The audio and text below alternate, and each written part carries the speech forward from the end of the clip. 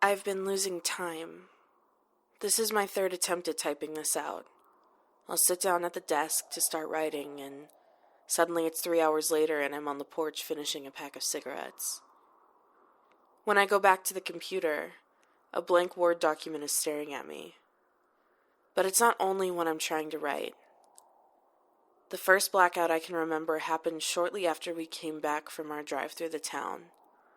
Since then, they come at least 2 or 3 times a day.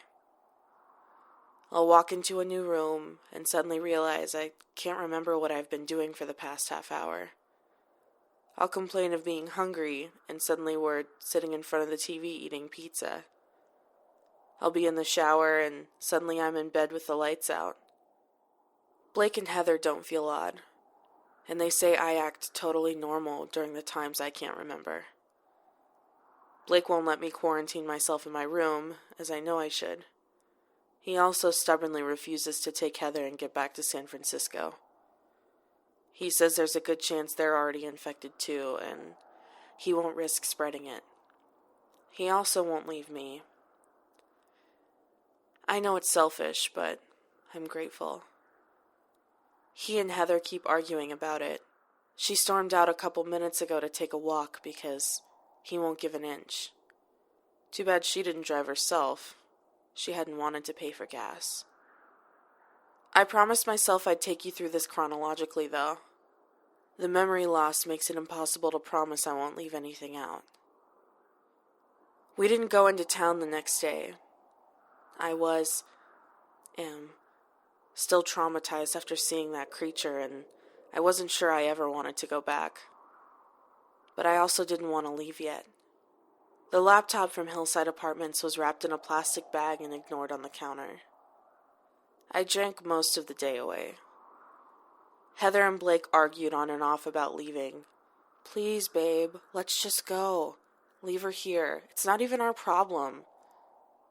But Blake is my best friend. He was mine before she ever came along. He'd never leave me, and he let her know it. He's also as curious as I am as to what's going on.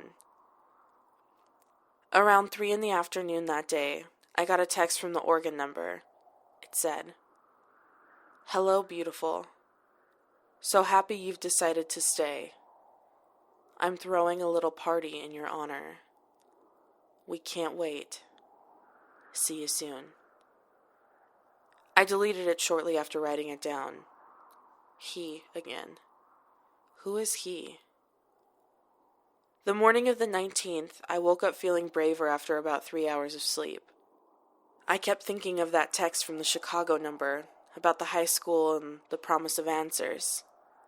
I had to go back. I'm pretty sure I'm infected, and if that's the case, then leaving is not an option. My only chance is to figure out what's going on. Maybe I can stop this somehow, even if it means burning the town to the ground. Maybe there is a cure or a source or something. Heather didn't come with Blake and I when we headed into town that day. She's scared and furious with me for getting them into this. I don't blame her. I feel really guilty about it. They knew everything I knew when they agreed to come, but I was the one who'd unearthed something that should have remained buried. We'd seen the high school on our drive that first night, and it wasn't hard to find again. It's a tall, gray building with red double doors. The sidewalk lined with trees, very picturesque. The sign out front said Charles M. Hadwell High School. I'd thought the apartment building had been tough to get into. This one was locked up tighter than a drum, a stark contrast to the houses on the very same block with their doors wide open. The front entrance was heavily chained and padlocked. We decided the crowbar would be a last-ditch effort here. The chain was so tight around the handles, we doubted we'd be able to get the leverage to break it in any case. First we circled the perimeter and found 3 more doors, all metal, locked tight. All the moldy windows on the first story had bars over them. There was, however, a fire escape, and the windows on the upper floors weren't barred. Conveniently enough, the ladder was already lowered to the ground, ready to use. We climbed through an unlocked window on the 3rd floor. Again, we were wearing respirators, gloves, long sleeves, and beanies, though I doubt it mattered anymore. The room we fell into was dim and old-fashioned. The building had probably been built in the 60s and had not been updated since. The walls were dark green, trimmed with wood, and the floor was beige tile. Mold populated every corner. The level of decay was comparable to the police station. We moved into the hallway. Some of the lockers along the walls were open, contents smelling from them, papers and books and binders. We passed classroom after classroom, slowly realizing we had no idea what we were looking for. The school was full of documents, and many of the chalkboards or projectors had writing on them. The school was a big place, and we didn't know where these alleged answers would be. It could take days to look through everything, but we started out searching pretty thoroughly. In the 4th room we entered, I noticed a classic chalkboard in one corner with some kind of chart drawn on it. I checked it out while Blake started rummaging around the teacher's desk by the wall. There was a desktop computer there, but there was no power to the building. Blake found a syllabus for a journalism class on the desk, and a stack of school newspapers dated September 2013. So there was my proof that this town had been up and running recently. The student body was collectively termed the Hadwell High Acolytes.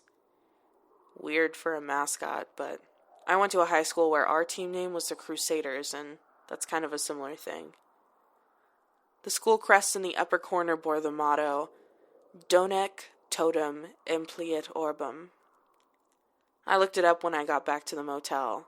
It means, until it fills the whole world. The chart on the chalkboard turned out to be a list of class valedictorians since 1964, with dates and GPAs. Must have been for an article. I noticed that many of the students had the surname Hadwell. Seems a legacy went a long way in this town. That, or the family bred geniuses. The last Hadwell on the list had graduated in 2007. First name, Elizabeth. I immediately thought of Liz from the stories, but there's no way to be sure. We decided to head downstairs to the offices to see if they held anything conspicuous. The classrooms had yielded nothing that seemed important on first glance. It was far darker on the 1st floor than those above, and it felt more cramped, like the walls were closing in. Upon rounding a corner, Blake put his hand on my arm and stopped me, telling me to listen. I heard what he did. Faint music, as though from a distant source. I strained, but couldn't make out if there were words or what the tune was. It drifted eerily down the hall, and we followed it. It was loudest when we entered a classroom near the front entrance, but still sounded muffled, as though it was coming through the walls.